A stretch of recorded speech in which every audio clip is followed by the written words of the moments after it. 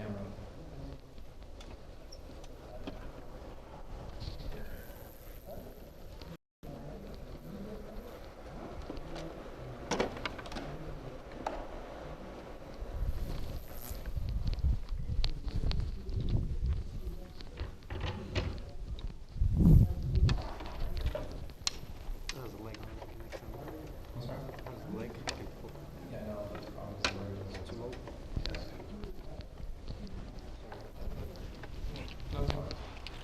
بسم الله الرحمن الرحيم الحمد لله رب العالمين والصلاة والسلام على سيد الأنبياء والمرسلين نبينا محمد وعلى آله وصحبه أجمعين أما بعد. Last time we had actually started talking about Adalah. I think we finished up our discussion of what Adalah was. What did we say about Adalah? We said that there are conditions for Adalah. There are 5 conditions, yes? What were they?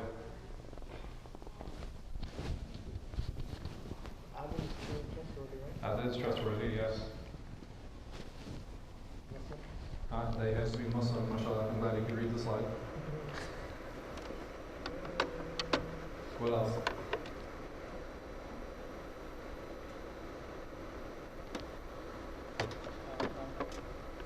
Sane. Makes sense. Good. What else? An adult. So over here, we said that when we said that if a person was sane, is an adult, what are the conditions that we're talking about? So if somebody shows a lack in sanity, and we said, why is sanity an issue, or why do we use it as a condition?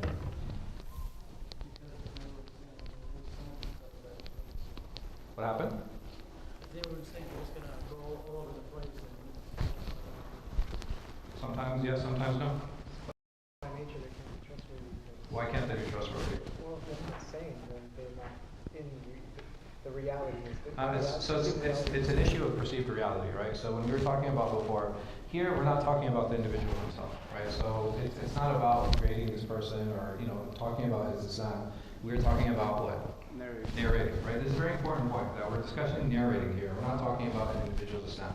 Is it possible that a person have mental health issues and still be a good Muslim? Yes. Yeah, absolutely, right? That's not a problem. Doesn't mean that he'll be a good narrator, right? This is a different discussion, and that's where that reliability comes in, and that's where that's an issue that needs to be discussed and talked about. Free from open sin. What does that mean? It's like publicly committing.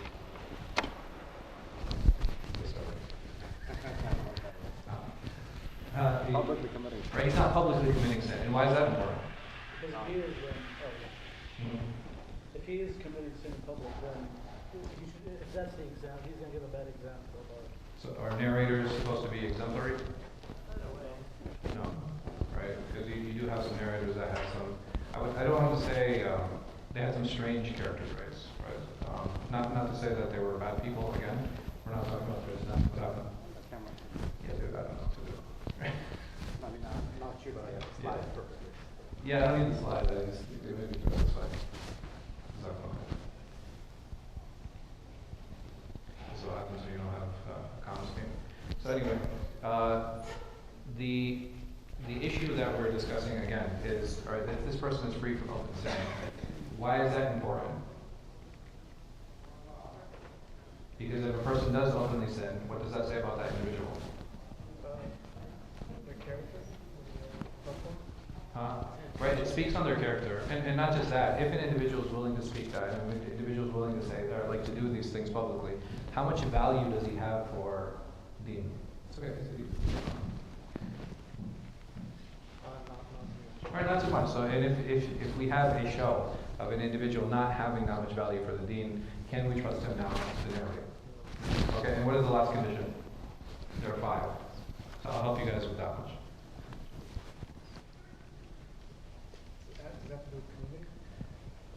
Dignified conduct. So dignified conduct. So it says right? So we have to make sure that this person has dignified conduct. And what are some of the things that we had said were examples of having dignified conduct, and what does that actually mean? Yes. Yeah. It's subjective, but mostly it's in the direction of. Okay. It's Subjective with subject, yes. Cultural, yeah. Yeah, the person has to act culturally appropriate. And that's, I'm sorry? Right, like, the example that we use is like, somebody walking in, he takes his jacket off, puts all his apples in this jacket, and he goes and he walks out. Did he do anything wrong? No, right? And again, this is very similar to when we were talking about the sanity issue. Just because a person does these things, it might show that he's not exhibiting neurotypical behavior. Does that mean that he's a bad person? No. No. Does it mean he's a bad Muslim? No. But is this person somebody we want to trust with narrations? No. It's not, because it's a sign of.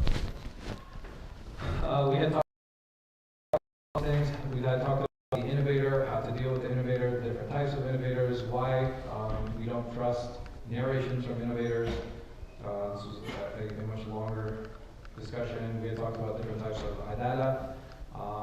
We had talked about the relationship between that and taqwa. We had talked about the different rulings that can be passed on a narrator in regards to their Adalah. So we had said that there are 5 things. There's Adalah Batina, Adalah Zahira. We had talked about somebody who's Adalah Zahira, somebody who's Mastur. We talked about Majhul al-Hal. We talked about Majhul al-Ain.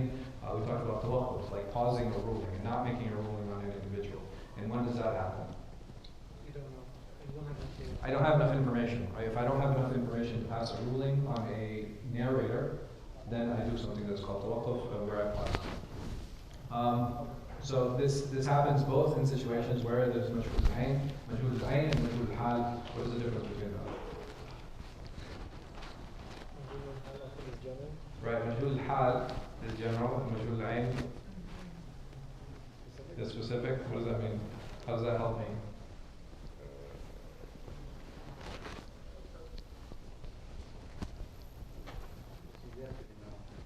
It's yet to be known. Possible. It's a very, with that very positive view of narrators. So Majhul al-Hal, meaning that I know who this individual is, but what? I don't know his condition, right? So I might, and we had used the example of, so people who are in politics, right? They're a well-known politician, but does it mean that I know their level of narrating? No. And this is Majhul al-Hal. Majhul al-Ain, I don't even know, many times I don't even know the person specifically. I don't know anything about this person's name. Or if I do know a name, it's like a super general name, like Adalah. So these type of things, this would be what is called Majhul al-Ain. And then the last part is Adam al-Adalah, which is the opposite of those things, right? Which is when an individual is actually considered untrustworthy, and how to declare an individual untrustworthy. Kadhab, we had said that this one's an individual will be considered a liar. This is how to determine Adalah. We had spent a lot of time discussing this. Today, inshallah, we're going to be talking about law and precision. What is precision? What is law? Mistakes. Right. It's a looking at a person's mistakes. What am I testing? So if I'm focusing on a narrator's mistakes, what is it that I'm looking for?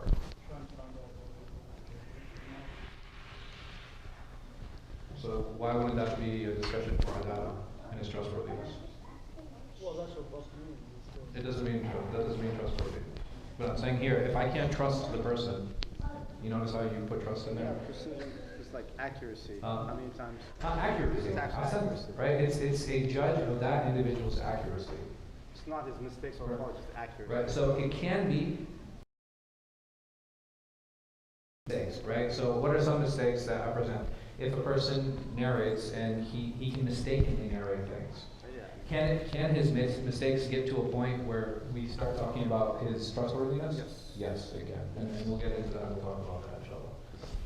So narrating and narration as it was heard, either in wording or meaning, in this individual, he may occasionally forget why. Because it's human, right? Like human people, like human beings forget. Yeah. Right? It's a very realistic thing and problem that we all face. But the more precise you are, the less what you have. Mistakes, right? So again, this idea from we said that the first condition out of the 5 conditions of a hadith to be sound was adalah, right? And that focus on adalah, what are we trying to remove? The mistakes, the doubts. Adalah. Lies, right? So we're trying to remove lying. All of the other conditions we said we're trying to remove what? Mistakes. right? Because lying is easy, right? Either this person is going to be a liar or he is not. Now, if he's not doing it on purpose, now we have a space where we can actually determine, okay, it's possible that this person forgot or he made a mistake. And that's where this section focuses on the most. So, an individual who narrates a narration in agreement with how he heard it from his sheikh. Again, in wording or meaning. Now, what is the difference between two? Dhabt, this is as an idea, and Dhabt is as an individual. Okay? So that's the difference between these two. And the one who most likely narrates is as he received it, and the one who most likely is correct more often than he is mistaken. Right? So these are all different ways to express the same idea. And within them, you're going to have levels, right? Within all of these, you're going to have different levels. There are some things that are important to note and important to keep in mind. This does not mean his hadith are accepted without question. If I find someone who does make mistakes in his narrations, can I accept his narrations? Not even more confidence, like that's the first step. Right, so this gives me more confidence in this person, right? Because if there's a group of narrators and we know to be precise, but we don't accept their narrations, like what group? Hmm? No, not innovators. We're talking about precision here. Mukhtalit, right? You guys remember, what is a mukhtalit? Somebody who purposely what? Removes the guy between them. Right, he removes the intermediary. So is it possible that that person is known to be precise? And he has good health, and he has he has good shuyukh, etc. He's been praised, absolutely. Like all of those characteristics can apply, but once I have the hadith, the mukhtalit is going to accept it? No, right? I have to what? Know the middle gang. I have to investigate, right? It requires an investigation. Did this mukhtalit do the same as Sama? And did he actually say that he heard it from the previous person, or did he use the other tool of narrating, which is what? Who remembers?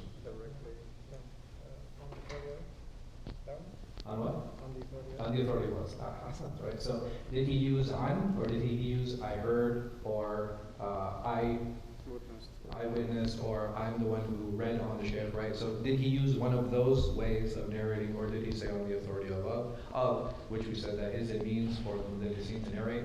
And why did they do that? Because they didn't want to be called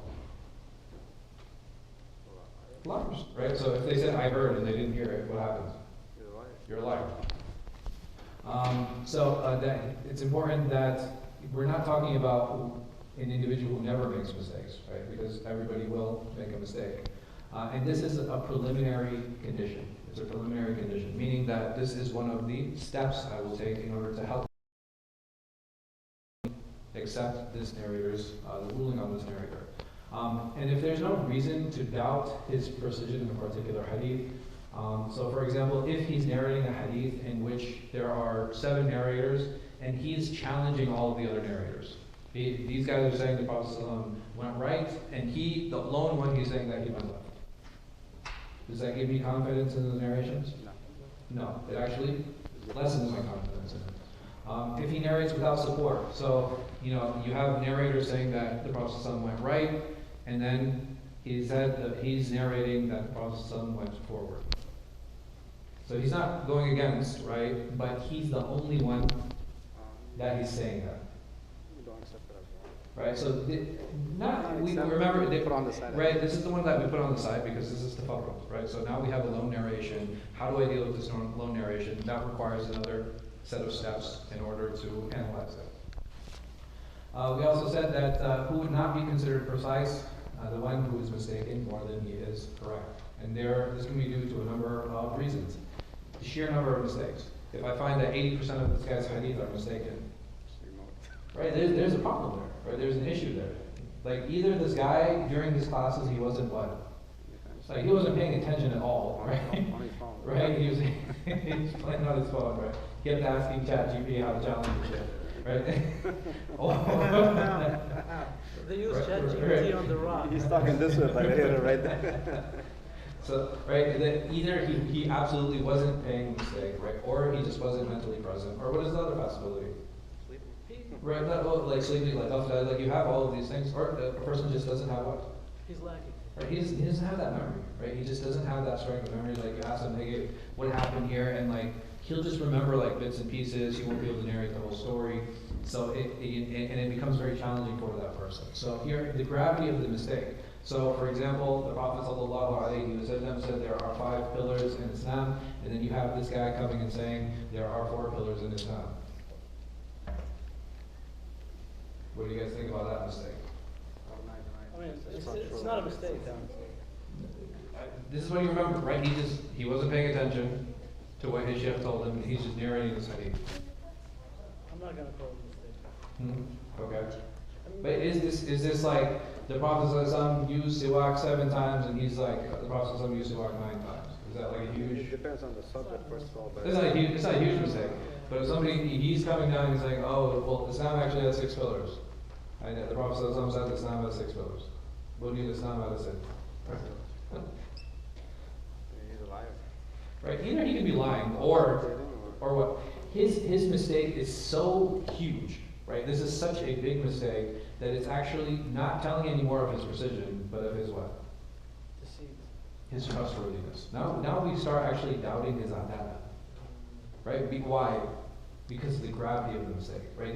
Now you're actually misrepresenting the religion by saying these things versus these other small mistakes, right? So if you have someone, for example, who said that the Prophet ﷺ, when during the shahad, he raised his finger up and down. You have someone else saying that he didn't move his finger. Some said that he held his finger in this way, right? So these type of mistakes in narrating, what do you think about the people who are narrating them in these different ways, or who are mistaken about it? Does it have a huge effect on the religion? No.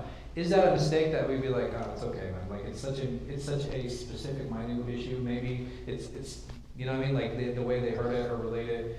It's possible that they misunderstood. Yes? Yes. Right? In those spaces, we would kind of allow for mistakes. So when we're talking about like major pillars, and, you know, somebody says like, oh, zakat's 2.5%. This person misheard. He's like, yeah, zakat's 25%. It is possible, right? But now you start like, okay, can I really trust this person? You know what I mean? Like it gets to a point where you can actually start questioning the trustworthiness and the adalah of this individual. It's like higher. Yeah, no, it's not. I mean, it's not just increasing. Like it increases to the point where it's like, okay, this is not a memory issue, right? There's something bigger that's going on that is actually causing me to question if I can trust you to narrate. Yeah. Like, are you fabricating? Is there deceit going on, or are you just at this level of like you're in this fantasy world that you just are unable to differentiate between reality and fantasy? And now that's not a question of precision anymore. This is a question of adalah. Remember, we talked about sanity and these type of things. Like, okay, if a person isn't mentally there, at that point we would lose trust in that person and that narrative. So if it reaches a point that he's actually defining reality, then this would be a question again where we go back to adalah. It's no longer an issue of dhabt, right? It's no longer an issue of precision. So adalah versus dhabt, there are a few things that are different. So a lack of adalah can cause the narrations to be rejected. So so we have 2 types. We basically have narrators that are, in general, accepted, right? So we would say that these people are trustworthy, right? And even if they're at the lowest levels of trustworthiness, even if they're at the lowest levels of trustworthiness, they're still what? They're still trustworthy. And if they're not trustworthy, they're what? They're on the other side, which is like they're liars, or you know what I mean? Like they have some major issue. Can we say the same for precision? Is there a line? Is there like a clear line that's like, okay, now when they get to this point? I mean, there should be some. Okay, how? They're trustworthy. How do you, like, and we're not talking, remember, we're not talking about trustworthiness here. We're talking about precision. So at what point in precision can I say, okay, this person is rejected? Or when you have evidence that. I mean, but do you see how the conversation is that much more difficult? Yeah. Right? Over here, the conversation is pretty easy when we talk about adalah, when we talk about their trustworthiness. But the conversation when it comes to their precision, it's not as easy. You don't have like, okay, when you get to this point, they're no longer accepted. Because if I have somebody, for example, he's like a super weak student. It's like an individual case, I guess, right? So there is some case by case, but I'm saying like there's a lot of subjectivity to it. Like, Each individual is different as far as their accuracy goes. no, for sure, right? But I'm saying even in trustworthiness, it is too, right? It is too, yeah. Right? Even when we were going through the introduction of Muslim, how did Imam Muslim grade narrators? Did he say, oh, this guy's level 7, right, this guy's about 12? How did he do it? Who remembers? Spectrum. Two, right? Huh? Was it just two? No. Okay. He compared. He said that this narrator, this narrator, this narrator is not like the likes of this narrator, this narrator. And that's all he could do, right? Why? Because there's no number system that you can put in place to actually say, okay, these narrators are on this level and these narrators are on this level. So the most he could do is he could compare them. And like they're combine the narrators and so forth. yeah, so he would group some of them together. Like group 2, group Yeah. So he would group 3 narrators together, and then he would compare them to another 3, or he would compare one narrator to another, right? Because it's the only way to do it, right? Okay, these guys are the highest level, and then these are the people who would be less than them, etc. The problem here when we talk about precision is that there are a lot more levels, right? Versus here, I think the levels it's a much broader spectrum. Over here, the spectrum gets a lot tighter. And you can clearly see, where the people are at. And the problem with this is like, okay, even if you have like a super weak student, if I have somebody, for example, like, he just passed with like a D- from his class, what does that tell me? Did the bare minimum. Well, not just the bare minimum, but sometimes he's what? Putting some work or he's Right. Sometimes he's putting some work in, and sometimes he is lacking. correct, right? There are times where this individual is correct. And if I have a student like that, and then I have another student like that, and I have like maybe a third student like that, and all of them are telling me the same thing, Oh, I see. The teacher is. You put them in one group. right? I can put them in one group, not just put them in one group, but I can, now there's a chance that what they're saying is what? Correct. Versus if I have somebody here who's trustworthy and somebody who's not. Or here, if I have 3 people who are untrustworthy. Do you see the difference? If I have 3 people who are untrustworthy and they all come to me and they tell me that, somebody's outside. And these 3 people are untrustworthy. Can I trust what they're saying? You can check. I can. I will check. Why? Because you know that. Because I know these people aren't trustworthy, right? And so, what if I have 5 untrustworthy people tell me? Same thing. 10, 100. Does it matter? No. But with this, what happens? What changes? That actually, the more people I have who are weak, The more trustworthy. the more trustworthy it becomes, Kinda right? opposites. Versus in this situation, it doesn't matter how many untrustworthy people there are.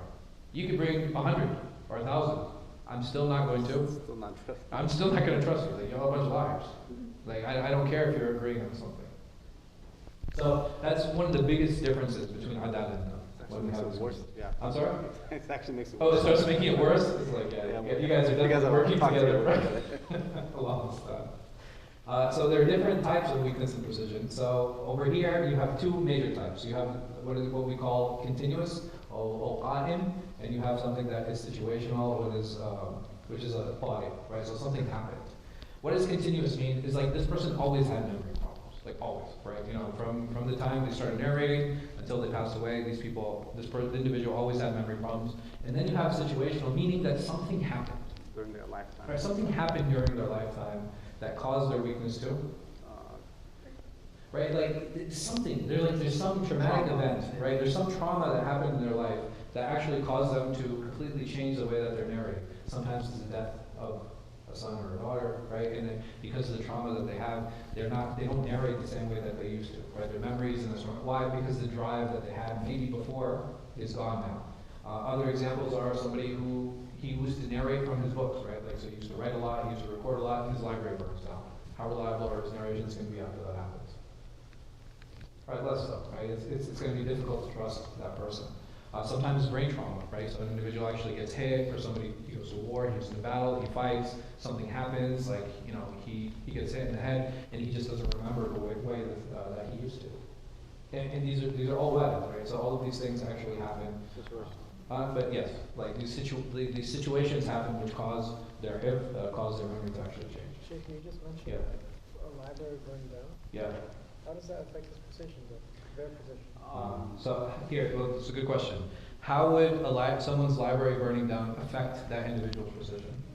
That person actually takes notes or reads through his notes Right. instead of memorizing. This person didn't rely on his memory. And then, What did he rely on? paper. He relied on his notes, right? He relied on his actual When he physical reads it, recordings. just like clicks, Yes. okay, this was. Yeah. So this individual is what we call Mukhtalit. Mukhtalit means change, right? So that's what the word means. Khalat means to like mix up. So over here in Mukhtalit, there's things that cause him to change, but just because an individual changes, does that mean that we reject his narrations? No. There are situations where we can actually accept it. So if we know that this narration is before that change happened, so for this individual whose library burned down, if I find a narration that I know for sure is before his library burned, what can I do with that narration? I can accept it, right? Because I know this was before that change happened. Additional corroborate reports. So if he's not the only one narrating, is it after this change, like we said, he gets weaker, but he's still not what? It's like that these students like. Yeah, he's not untrustworthy, right? So he's a lesser position in terms of his precision, but we don't reject his narrations. Meaning that if other people come and corroborate his reports, I can actually do well. I can accept it. If the change is slight, so and this doesn't happen too much, but basically you have some of the muhaddithin, some of the nuqad, some of the hadith critics. What they'll do is they'll say, so like normal people, like us, like inshallah when we get old, is our memory going to be as good as it is right now? I mean, like, I'm almost there, but like the rest of you guys, mashallah. Like, you know what I mean? So the thing is like, If you implant something. Neuralink, Mm-hmm. get some chat GP going. Yeah. Then you'll ask me questions. Of course. So in this situation, the slight change is something that's normal, right? So having a slight decline in our memory is something that's very normal and natural, and that's why his narration will actually still be considered acceptable. Lastly, if he is stopped from narrating after the change, why would that be a condition for me to accept his narration? Stopped? What stopped? Him stopping is actually black on his Hmm. There's no confusion. Yeah. There's no confusion what? So, let's say they have dementia or something. Yeah. Right, and so they completely stop narrating after that. So Then it doesn't. I use this phrasing I use on purpose. Stopped narrating. Yeah, there's a trick, right? It's always true. Stopped narrating. He is stopped, meaning, Yeah. did he stop himself? Yeah, that was an answer. Others stopped him. Mhm. And who could those others be? Are those amongst Colleagues? Maybe his children. Absolutely, right? The children, they start seeing the change in their father, and what do? Like people people come and be like, we're here to learn from your father, we're going to take hadith from him. What do they say? He's not well. They say, no, he's not well. Who else can stop him? Maybe other teachers, right? Maybe some of his, some of his compatriots, some of his students, right? They in order to protect their sheikh, they're like, hey, listen, it's probably not a good idea for him to continue narrating. So how does that make me accept this person's narrations though? It guarantees that there are no narrations that came afterward, right? So all of the narrations were when? Before he changed. So if I can guarantee that all of these narrations were before he changed, is there any reason for me to doubt the narration? No. All other situations are rejected. Can you guys think of another situation where there might be an exception to this? I think it sums it up pretty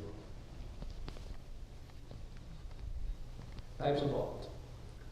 So this is going back to your question. There are two types of laws. One is going to be, what do you guys think? Okay. Neuralink is the third type, that's the one.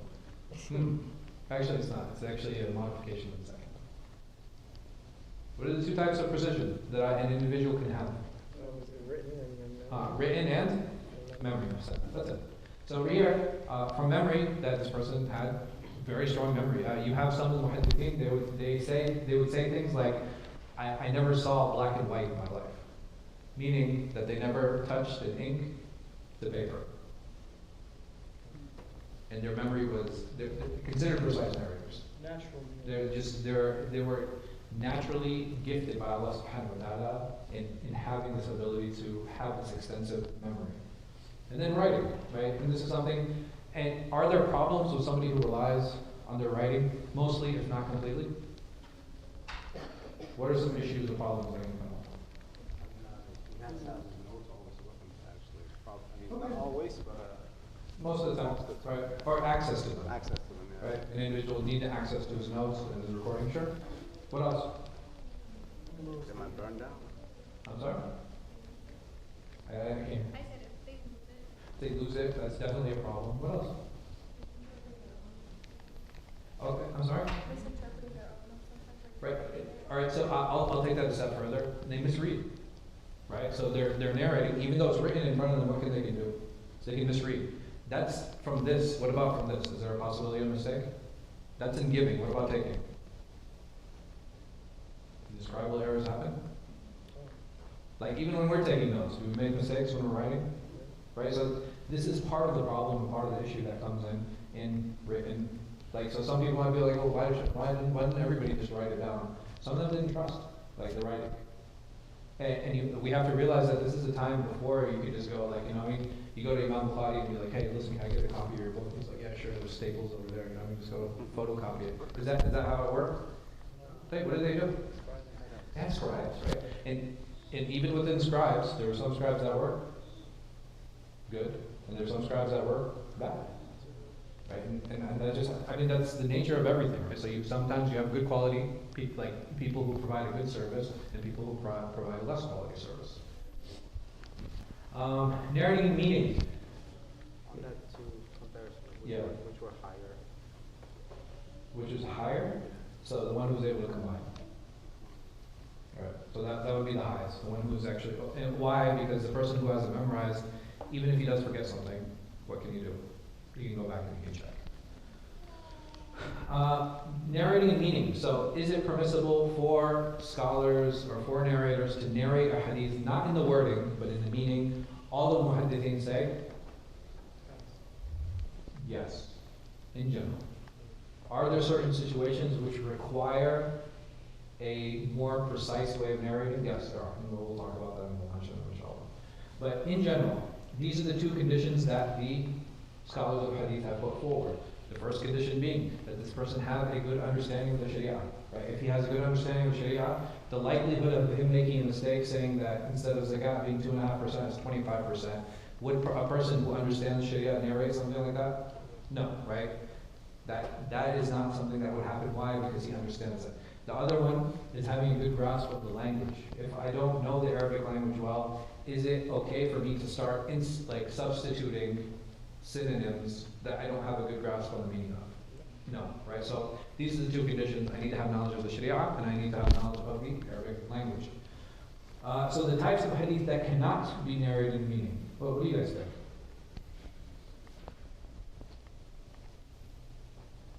I mean, it has to have a meaning. In meaning only. Not, we're talking about this is wording versus meaning. So here, let me ask the question another way. What hadith do I have to narrate with the prophetic wording? I don't have a choice. I'm sorry? But in wording, that the Prophet ﷺ, he said this, and I have to narrate it the way that he said it.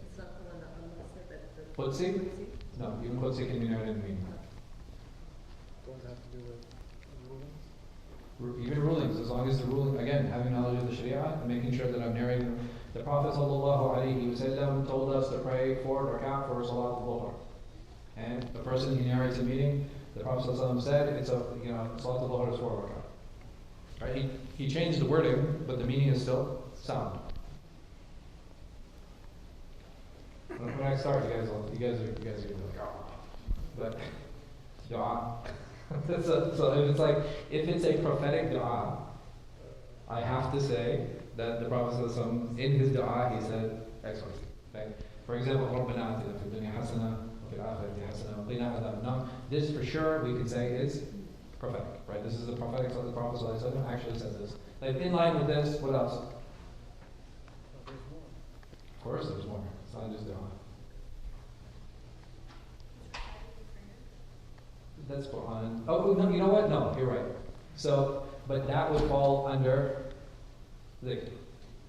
Right? So, Subhanallah bil A'la, Subhanallah bil Azim, Rabbi Firli, between the two sajdas. So all of these different things, these would also have to be prophetic in wording.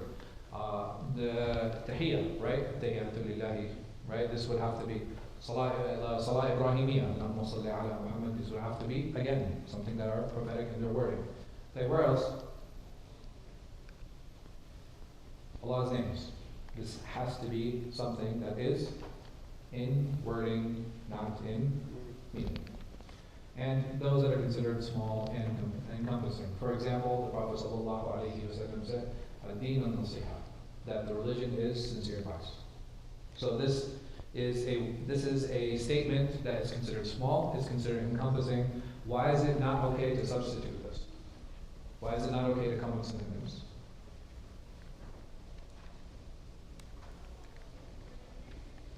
Because to emphasize the meaning of the hadith. And Right. if you change it, the emphasis is gone. Right. So, well, not just that. Can I express such a small idea in the same way that the Prophet ﷺ expressed it? No.